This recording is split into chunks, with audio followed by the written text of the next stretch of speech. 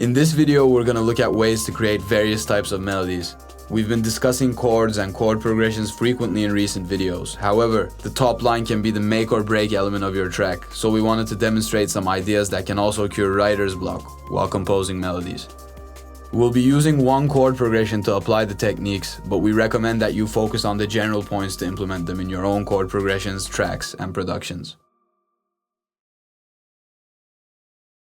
The chord progression is D flat major 7 in its root position, C minor 7, sometimes adding the 4th degree F for some spice, A flat minor 9, the 9 being the note B flat without using the 5th degree E flat, and finally G minor 7, again without the 5th degree, which is D.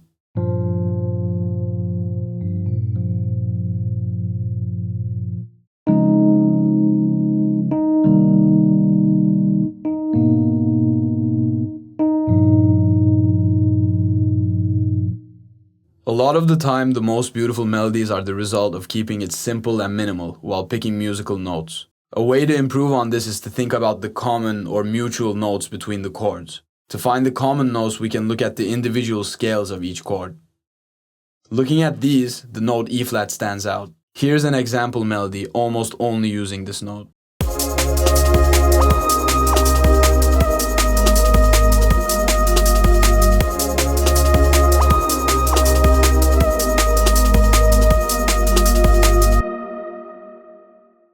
So we use the common tone while also jumping up and down on the octave, as well as a quick chromatic transition back to the E flat from E, to create an effect of tension and release. Here's another example in which we use F as the keynote for the melody in the first two chords and E flat in the final two.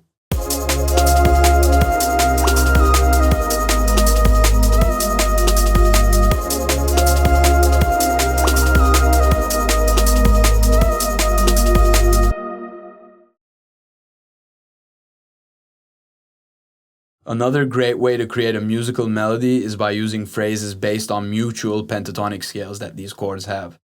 This may sound a little bit complicated, but actually it's quite simple. While playing the chord progression with your left hand or having it play in the background, you can experiment with different pentatonic scales and see which works best. We're playing the pentatonic scales ascending for the first chord and then descending for the second. In the first melody, for the D flat major 7 and C minor 7, we will use the F minor pentatonic scale, descending from the note C.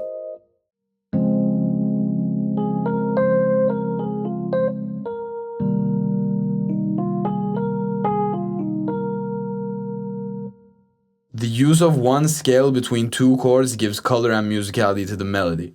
For the last two chords, we'll use the root pentatonic scales. This means in the A flat minor, we will descend from the A flat minor pentatonic scale, descending from the root note. And for G, we will go back to G minor pentatonic, descending from F instead of the root.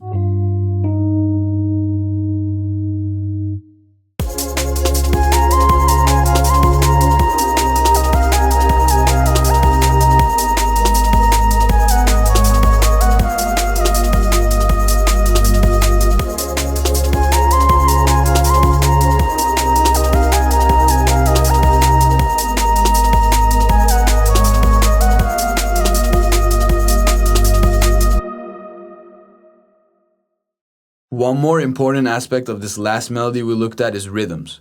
If the rhythm is not dynamic, the result can be a soulless or even robotic melody. Making sure to use varying rhythms like 8th notes, 16th notes, triplets, quarter notes, and more in one melody is a good assignment to give yourself before starting to write.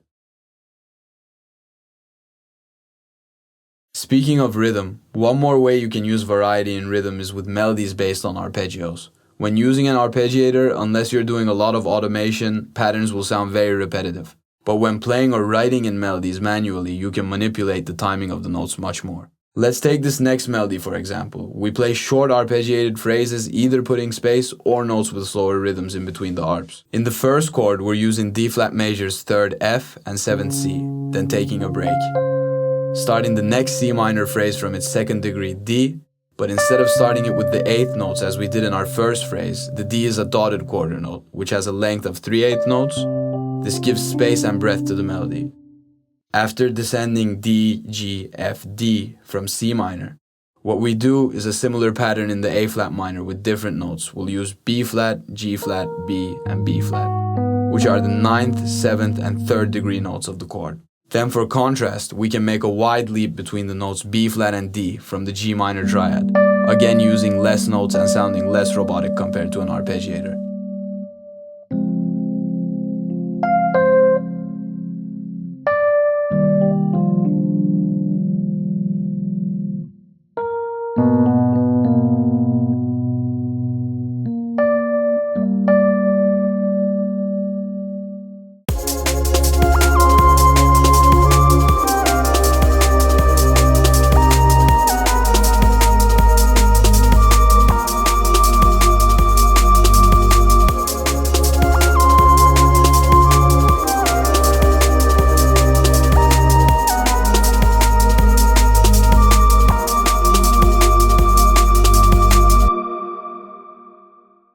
We hope you enjoyed this video and be sure to like and subscribe for all the latest content from Attack Magazine.